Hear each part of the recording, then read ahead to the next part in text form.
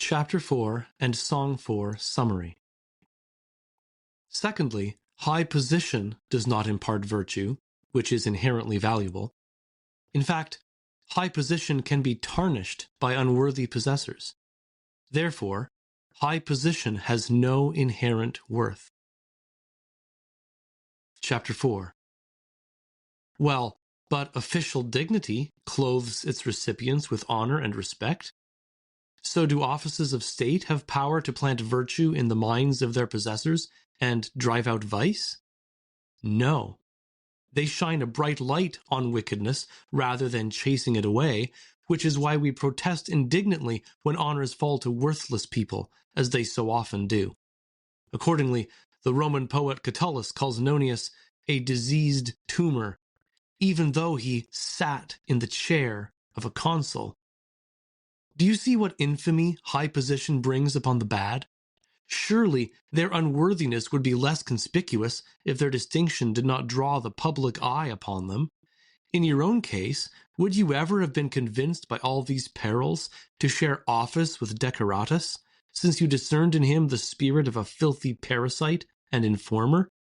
No, we cannot consider people to be worthy of respect because of their office, when they are unworthy of the office itself.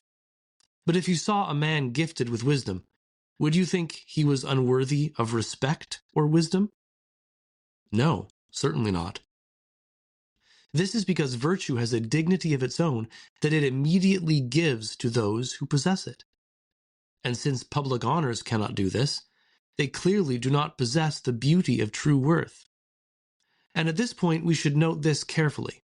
If a man is more scorned, in proportion as a greater number despises him, high position not only fails to win respect for the wicked, but even loads them down more with contempt by drawing more attention to them. But not without retribution, for the wicked pay their offices back in kind by polluting them with their touch. Perhaps, too, another consideration may teach you to confess that true respect cannot come through these counterfeit dignities.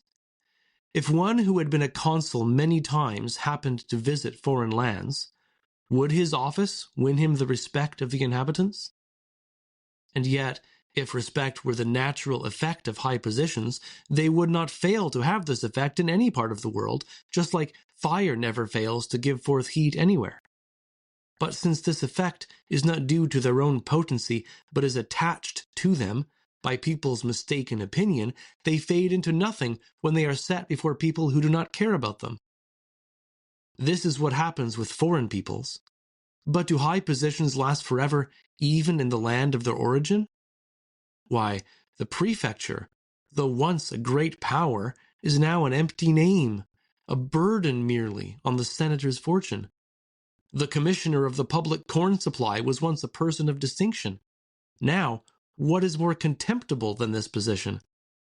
For, as we said just now, anything possessing no true beauty of its own now receives and now loses glamour according to the opinion of those who possess it. So then, if high offices cannot win people respect, if they are actually tarnished by the contamination of the wicked, if they lose their splendor through time's changes, if they come into contempt merely because the public despises them, what precious beauty do they have in themselves, much less give to others? Song 4. Disgrace of honors conferred by a tyrant.